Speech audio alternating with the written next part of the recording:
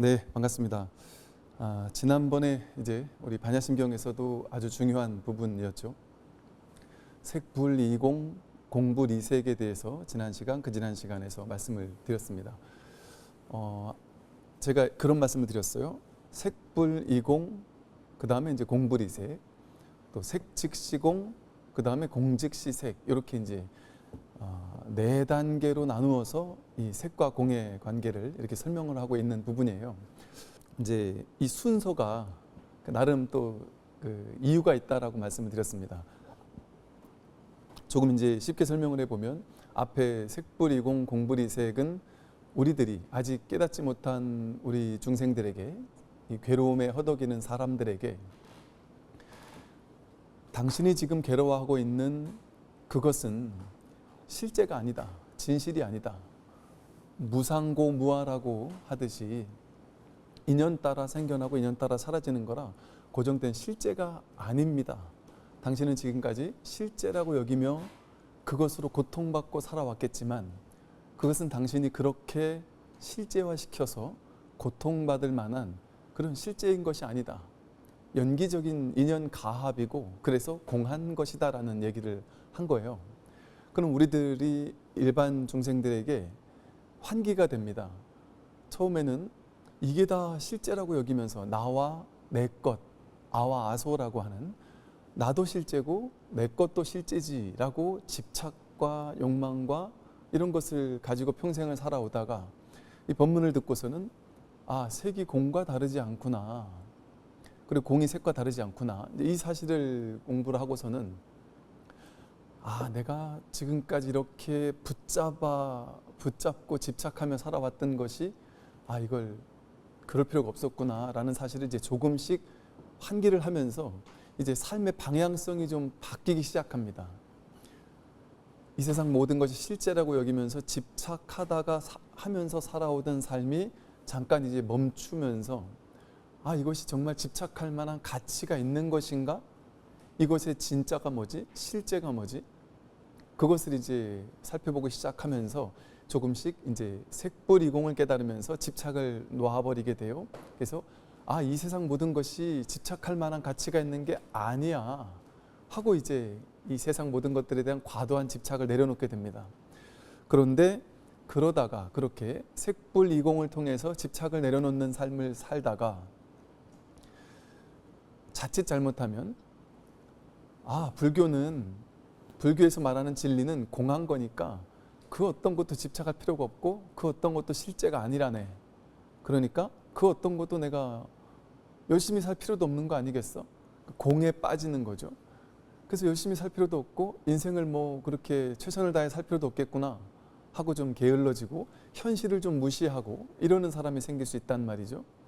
그래서 그런 사람을 위해서, 공에 사로잡히는 사람을 위해서 공불이색을 설하는 걸 통해서 공이 색과 다르지 않다, 이 공이라는 진실은 이 현실과 다르지 않다. 그래서 집착은 놓아야 되겠지만 머무는 법 없이 마음을 내라고 하듯이 집착하지 않아야 되겠지만 더 중요한 것은 집착하는 법 없이 마음을 내고 사는 것이다. 현실을 최선을 다해 사는 것이다. 그래서 석가모니 부처님께서도 끊임없이 설하신 것이 게으르지 마라라는 말씀을, 정진하라는 말씀을 아주 무수히 설하셨거든요.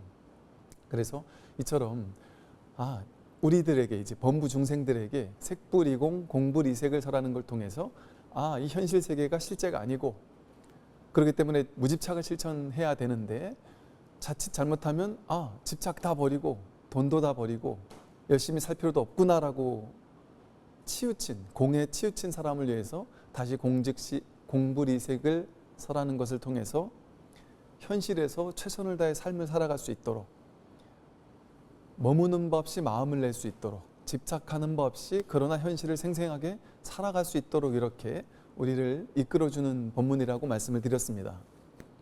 우리들이 일반 불교계에서, 우리가 불교라고 말하는 많은 곳에서 지금까지 배워왔던 것이 아마도 여기까지였을 거란 말이죠.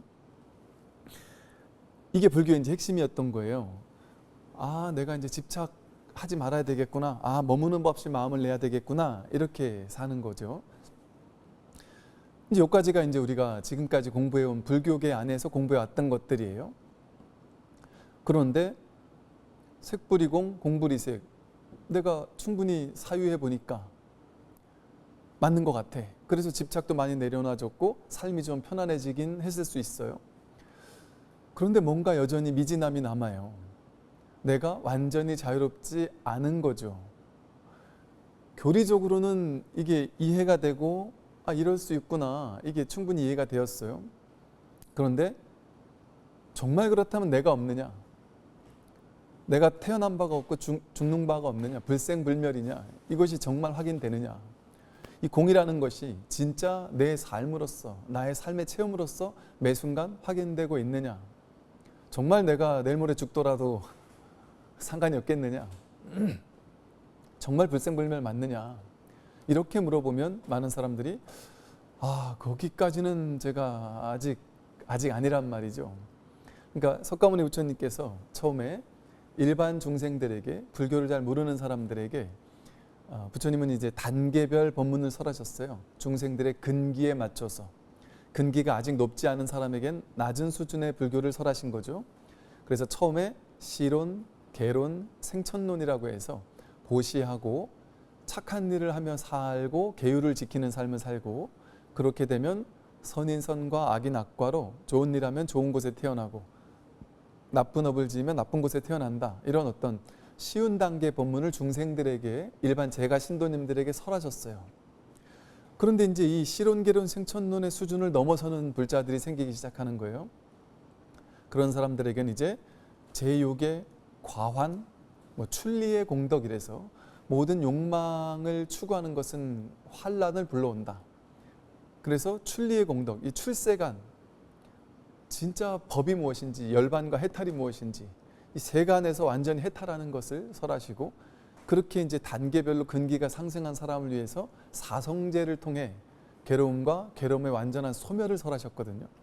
그것처럼 시론, 계론, 생천론의 수준에서는 또 제욕의 과환, 이 정도의 수준에서는 좀 낮은 수준의 중생들의 근기에 맞춰서 그들의 관점에서 설명하신 거예요.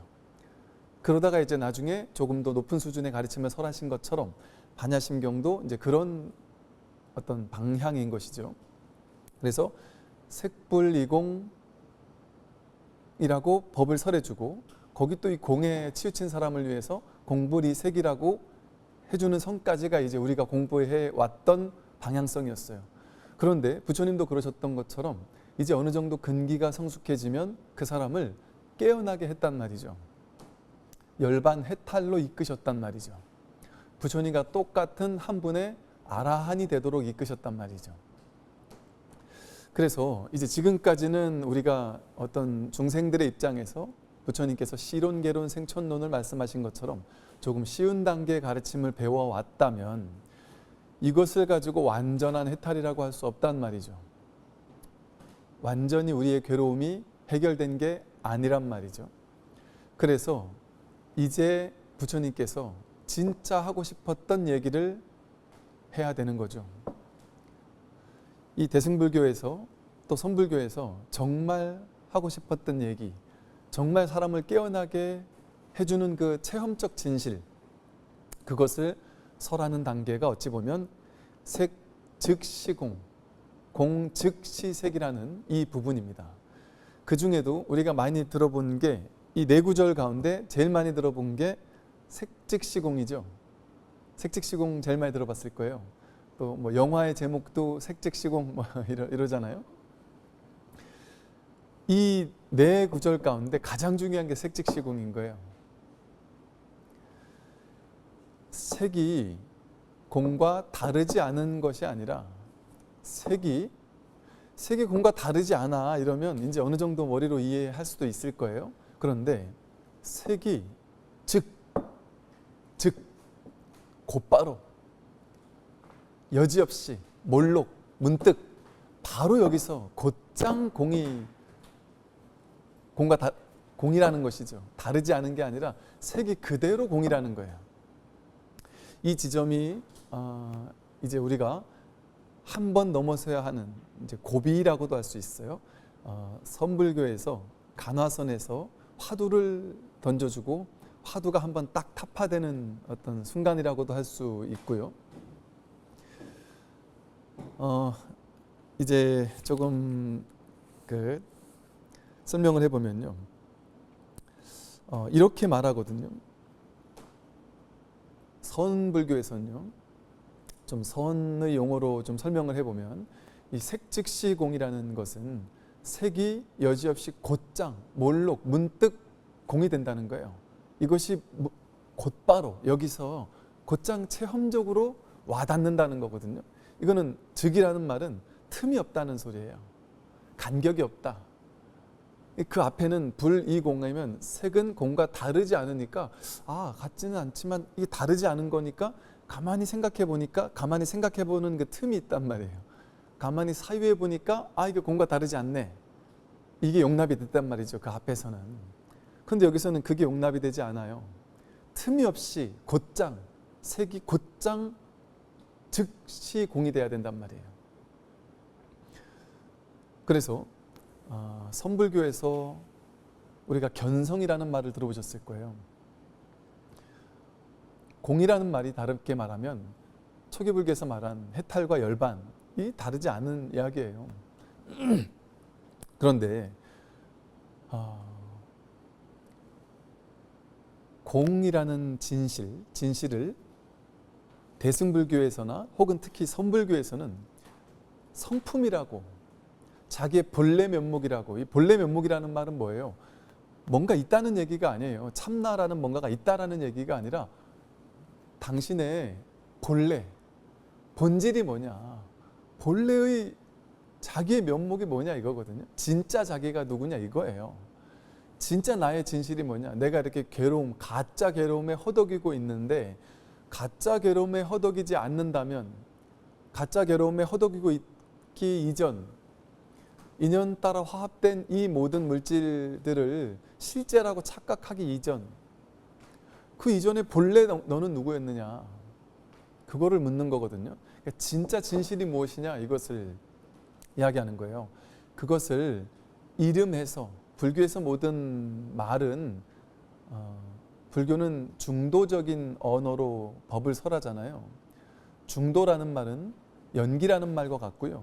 중도와 연기라는 말은 가명이라는 말과 같아요. 이게 이제 중간 사상에서 나오는데, 언어로 표현된 모든 것은 가명입니다. 가짜 이름이란 말이죠. 가짜 명칭이라는 거예요. 그래서 가명으로서 연기의 중도를 설하기 위해서 대승불교, 선불교에서는 가짜 명칭으로 본래 면목, 주인공, 불성, 자성, 본성, 성품, 참나, 굳이 좀 오염된 용어로 설명한다면 참나, 진화라는 말까지 갈 수 있을 만한 그런 용어로서 가짜 이름을 만들어 놓은 거예요. 그것을 성품이라고 이름을 붙인 겁니다. 그 공이라는 진실을. 그래서 견성하는, 쉽게 말하면 우리가 색 즉시공을 깨닫게 되면, 색이 곧장 공이라는 사실을 깨닫는다는 것은 뭐냐 하면 견성한다는 거예요. 쉽게 말하면 자기 성품을 드디어 비로소 보게 된다는 거예요. 곧장, 여기서 몰록, 그걸 도노견성이라고 부르잖아요. 도노, 몰록 깨닫는다.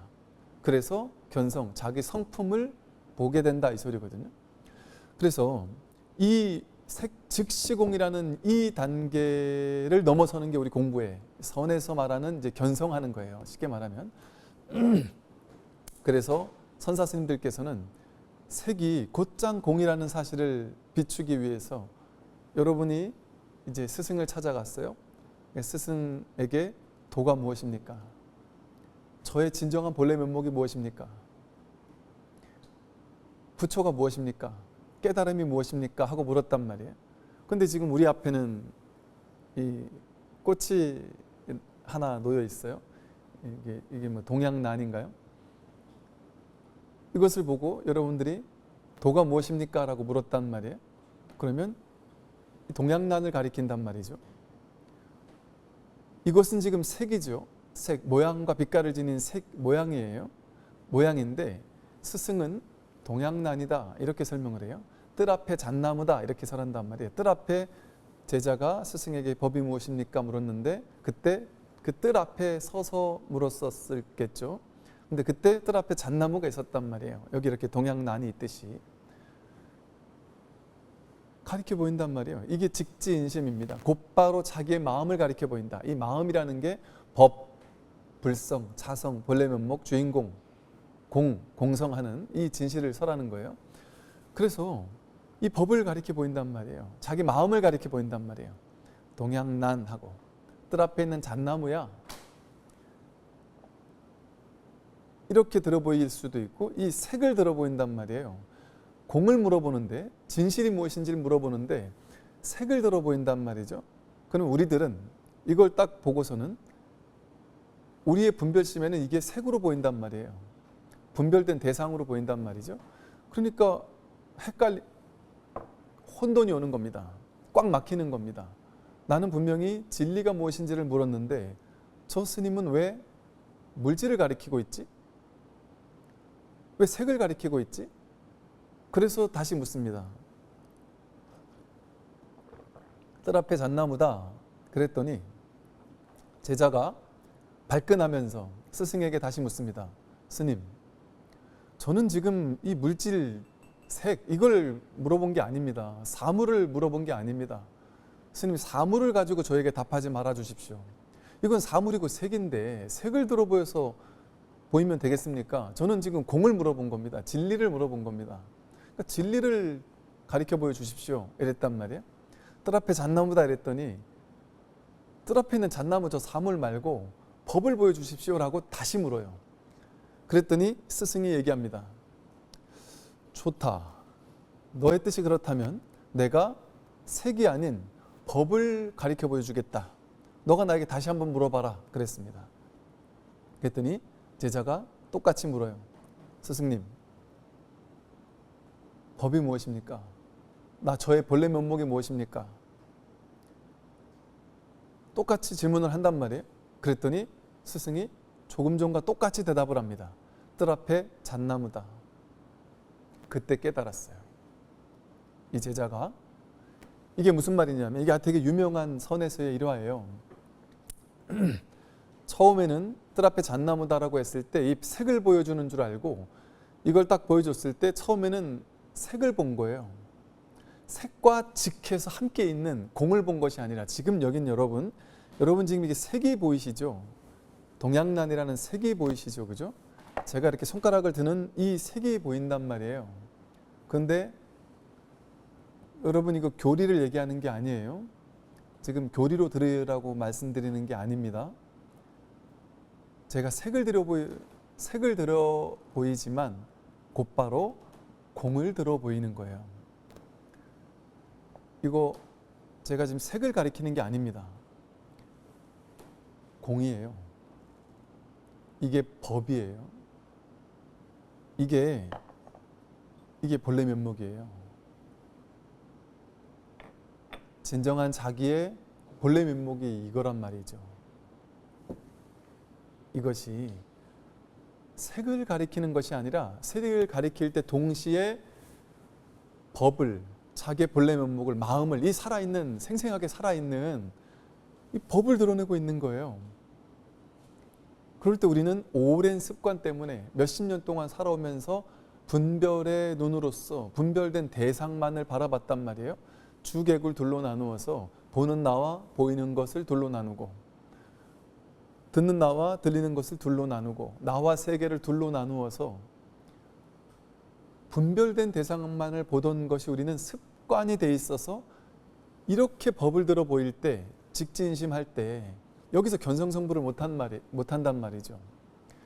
여러분 이렇게 들어 보일 때 이게 물질인 것 같잖아요. 색인 것 같잖아요. 색을 들어 보이는 것 같은데 이거란 말이죠.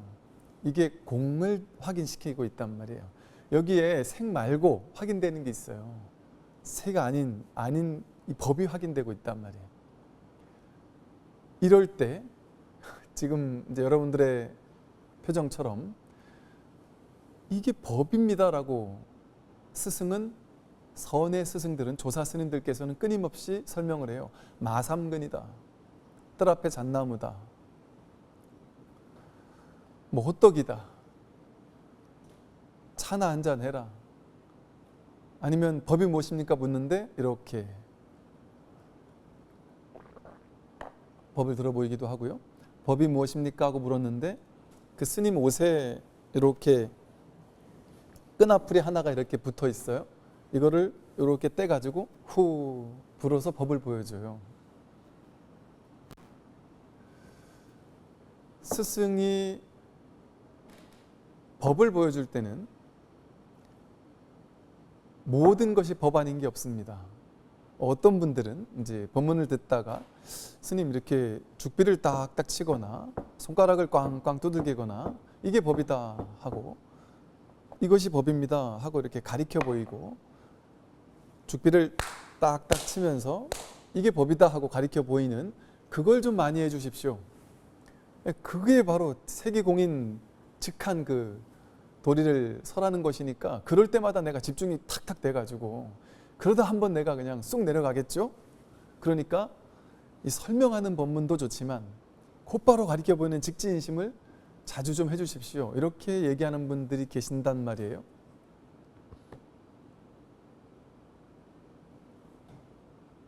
법당을 처음 들어올 때 제가 법회를 하려고 이렇게 한 발 한 발 걸어 들어올 때 또 저 뒤에서 이렇게 삼배를 할 때 이렇게 걸어와서 이 의자에 앉을 때 법회 시작하기 전에 책을 이렇게 넘길 때 목을 하고 가다듬을 때 차를 한 잔 마실 때 그리고 우리 PD님이 처음 시작합니다 하고 할 때 제가 말로 설명한 어떤 말이든 색불이공을 설했든 공불이색을 설했든 조사스님의 이야기를 설했든 어떤 말, 어떤 행동, 어떤 움직임 숨 하나 들이쉬고 내쉬는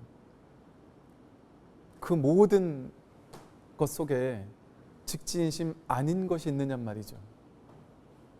곧장 법을 드러내 보이지 않은 것이 있느냔 말이죠. 이 법을 써서 말하고 행동하고 숨쉬고 여러분도 이 법을 써서 자기가 곧바로 법이기 때문에 배고픈 줄 아는 거예요. 목마른 줄 아는 거예요. 목마를 때 그냥 문득 목말라요. 그럼 가서 물을 마십니다. 이거 세게 하는 게 아니란 말이에요. 겉에서 몸뚱이가 이렇게 일어나서 물을 마시고 있는 이것만 보면 이건 색이죠. 근데 무엇이 그렇게 나를 목마르게 하고 목마를 때 무엇이 이렇게 가서 물을 마시게 하죠?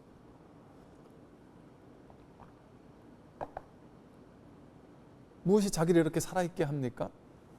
무엇이 이 소리를 듣게 하죠? 그렇다고 해서 지금 여기 있는 이것을 말고 이것을 떠나서 따로 여기 이면에 어디 딴 곳에 이 모든 것을 주관하는 어떤 신이라든지 어떤 원리라든지 무언가가 따로 있겠구나라고 생각한다면 그건 색 즉 시공이 아니죠.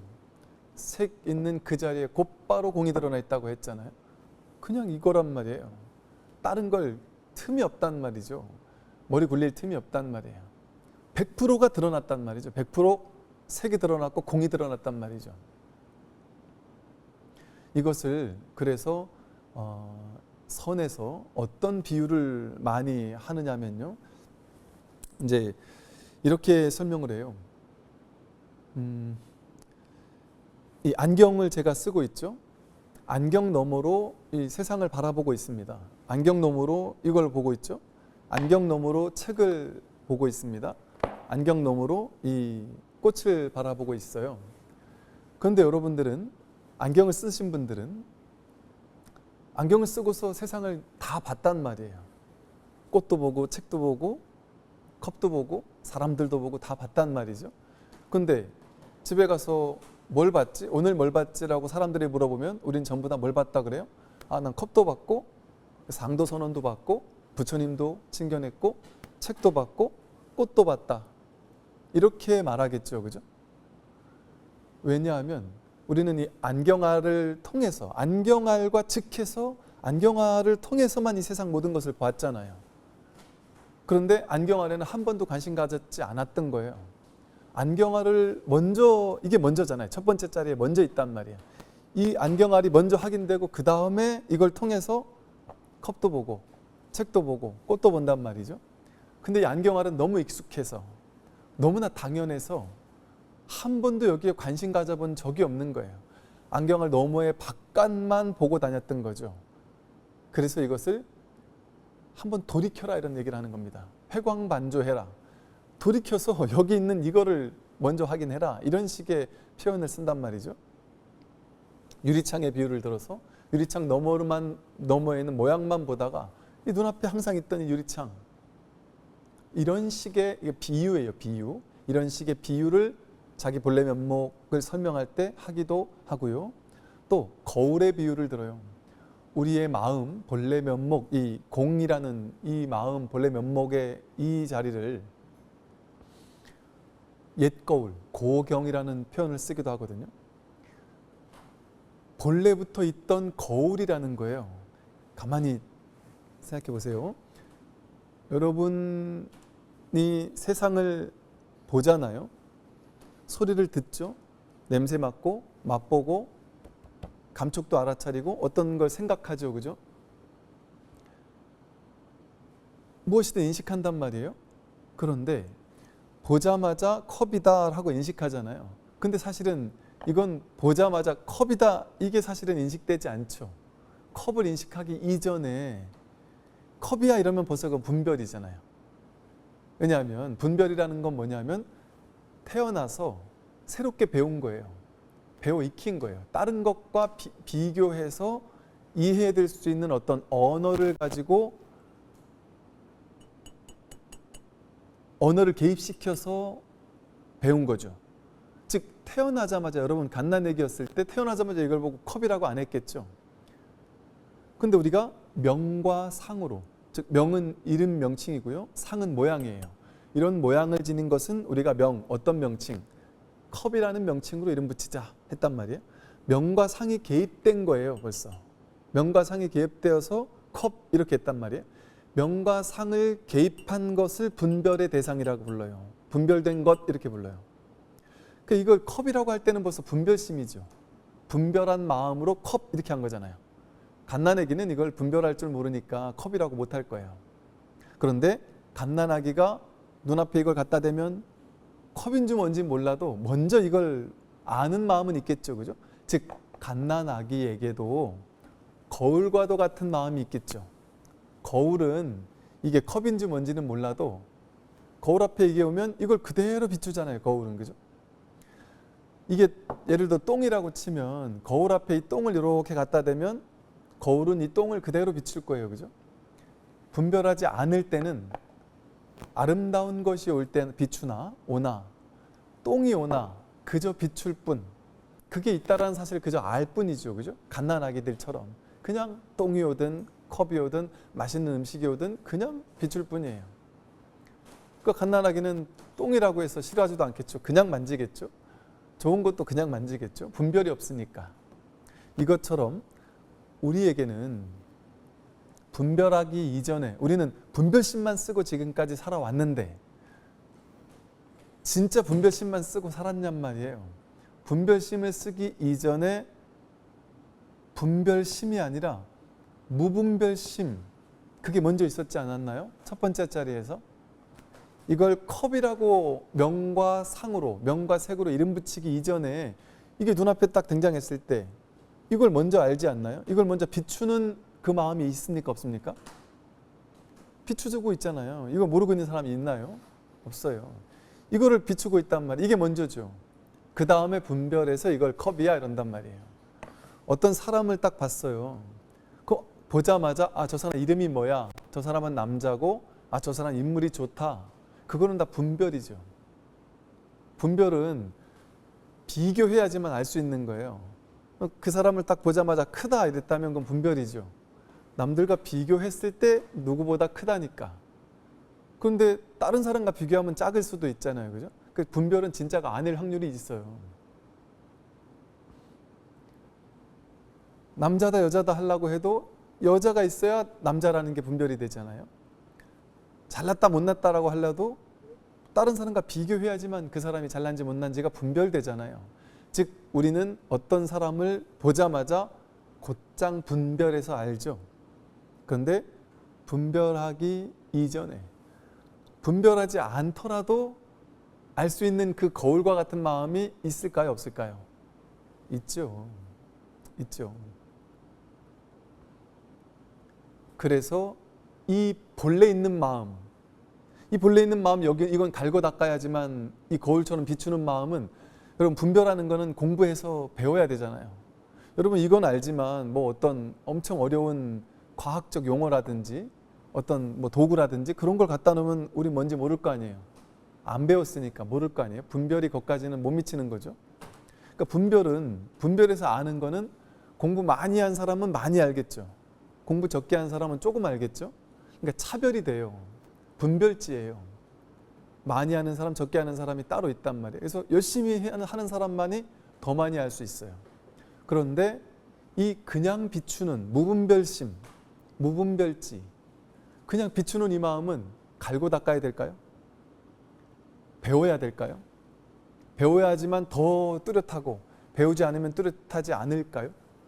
갓난아기에게 있는 이 무분별지와 우리에게 있는 무분별지가 똑같지 않을까요? 공부 많이 한 교수님들, 박사학위 몇 개를 가지고 있는 교수님들과 우리가 분별지는 다른데, 분별지는 그분이 훨씬 높죠. 그런데 이 첫 번째 자리에 있는 이 무분별지, 이 반야지혜, 이 무분별지를 거울과도 같이 비추는 마음을 반야지혜라고 불러요. 이 반야지혜는 갈고 닦아야 하는 것이 아니죠. 모두에게 평등하게 주어져 있죠. 이건 대평등심이에요. 차별되지 않아요. 부처님에게 있는 이 거울과도 같은 마음과 우리에게 있는 마음이 다르지 않죠. 없습니까? 여러분 이 무분별지가 없습니까? 이렇게 거울처럼 비추죠. 이렇게 이 소리 못 듣는 사람 있나요? 이 소리를 듣자마자 스님이 법당에서 손으로 책상을 내려치고 계시구나 하고 분별해야지만 아냔 말이에요. 분별하지 않아도 갓난아기도 옆에서 이러면 이게 뭔 소린지 분별은 못해도 이걸 그냥 비춘다, 그래서 비춘다 그러는 거예요. 이걸 그냥 비추어서 아는 이 첫 번째 자리에 알미 있단 말이에요. 이 마음 없는 사람 있습니까? 이게 뭐 그렇게 어려운 겁니까? 이 거울과도 같은 마음 누구에게나 본래 구족돼 있단 말이에요. 이 마음은 대평등심, 모두에게 똑같단 말이에요. 저 구석에서 조용히 책을 보고 있는 저 아이들과 우리가 다르지 않단 말이에요. 이거 깨달아야만 이걸 쓸 수 있나요? 깨달아야만 부처의 마음을, 불성을 쓰고 있습니까, 여러분? 여러분 지금 이렇게 불성을 쓰고 있죠. 불성과 늘 함께 있잖아요. 그렇지 않나요? 이 거울과도 같은 불성이 여기에 곧바로 있지 않나요? 색 즉시공 아닙니까? 색 있는 여기에 곧바로 공이 있지 않나요? 그래서 이것을 옛 거울, 거울과도 같은 마음이라는 표현을 쓰기도 하고요. 또 이것을 바다와 파도의 비유를 들기도 해요. 파도는 모양이 다 다르잖아요. 큰 파도 있고 작은 파도가 있어요. 그래서 작은 파도는 큰 파도를 부러워할 수도 있겠죠. 파도의 입장에서 보면 사람마다 생김새가 다 다르잖아요. 능력이 다 다르고 개성이 다 다르고 재력이 다 다르고 다 다를 거 아니겠어요? 즉 우리는 파도와 같단 말이에요. 분별된 대상들은 전부 다 파도와 같아요. 파도의 특징은 그냥 바다예요. 바다뿐이에요. 파도가 따로 있는 게 아니에요. 그냥 바다뿐이에요. 그런데 인연 따라 바람이 확 불어버리면 파도가 갑자기 커지고, 바람이 불지 않으면 파도는 잔잔해져요. 즉 인연 따라 파도는 거세지기도 하고 작아지기도 해요. 그런데 파도의 본질은 바다일 뿐이잖아요. 바다잖아요. 근데 파도가 나라고 여길 때는 어떻겠어요? 파도를 나라고 여길 때는 나는 큰 파도가 되고 싶어. 나는 아름다운 파도가 되고 싶어. 그런 생각을 할 수 있겠죠? 그런데 파도가 거세든 작든 물질이 이 물질이든 이 물질이든 이 물질이든 이건 전부 다 파도가 아니라 파도는 모양 따라갔을 때 파도잖아요. 근데 모양 따라가지 않고 모양의 본래 면목, 본질, 파도의 본질은 바다잖아요. 물결의 본질은 물이잖아요. 그럼 파도는 물이 되려면 어떻게 해야 될까요? 파도는 파도인 채로 그대로 물이에요. 파도가 곧 물이란 말이에요. 여기 색즉시 공이란 말이에요. 근데 우리는 오랫동안 파도를 자기로 착각하고 살아온 거예요. 파도가 이렇게 치니까 이게 난 줄 알고 이렇게 치는 파도를 보고 나도 저렇게 되고 싶어. 이 몸뚱아리, 색, 수상행식, 느낌, 생각, 의지, 의식 전부 다 파도예요. 파도. 진짜 내가 아니라.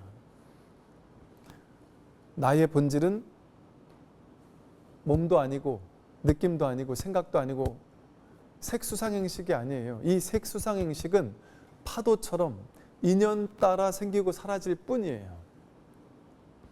인연 따라 여러분이 호흡을 들이쉬고 내쉬니까 살아있잖아요. 호흡 공기를 싹 빼버리면 나는 그냥 죽는 거예요. 파도가 올라왔다가 파도가 꺼지듯이. 그럼 파도가 올라왔을 때, 파도가 꺼졌을 때 다 바다잖아요. 그러면 바다 입장에서는, 파도 입장에서는 생멸이 있잖아요. 생겨난 게 있고 멸한 게 있잖아요. 인연 따라 생, 인연 따라 멸하잖아요. 근데 바다 입장에서는, 본래 입장에서는 인연 따라 생겨나고 사라졌을 뿐이지 그거는 생겨난 것도 아니고 사라진 것도 아니에요. 바다 입장에서는. 그냥 언제나 바다였을 뿐이지. 불생불멸이에요. 생도 없고 멸도 없습니다. 바다에서는. 인연 따라 치는 파도처럼 이 몸과 마음, 느낌, 여러분 생각, 의지, 의식, 느낌, 감정 전부 다 인연 따라 생겼다 인연 따라 사라지잖아요. 누가 칭찬하면 기뻤다가 비난 들으면 갑자기 괴로워지잖아요. 그거 진짜가 아니잖아요. 방금 전에 분명히 내가 욕먹고 괴로웠는데 조금 있다가 누가 나를 너무 칭찬해 줄 때 갑자기 조금 전에 있던 그 괴로움은 사라지고 너무 행복해진단 말이에요. 그럼 좀 전에 있던 그 괴롭던 마음은 어디 갔어요? 지금 다시 행복해졌단 말이죠. 이게 파도 같지 않나요? 감정 진짜 있는 거예요? 인연 따라 오고 가잖아요. 생각 진짜 있는 겁니까? 인연 따라 오고 가잖아요.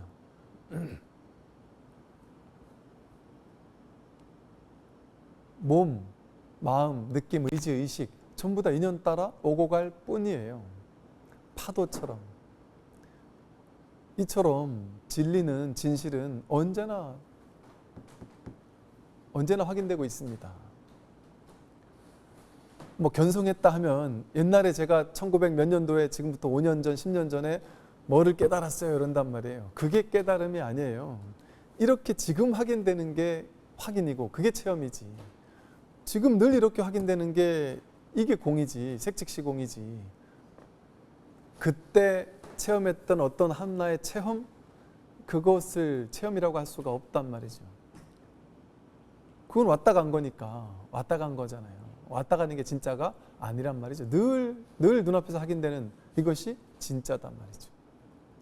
이 색즉시 공에 대한 이야기가 불교에서 깨달음에서 가장 중요한 거라서 조금 더 다음 시간에 이야기를 하도록 하겠습니다. 네, 선물하십시오.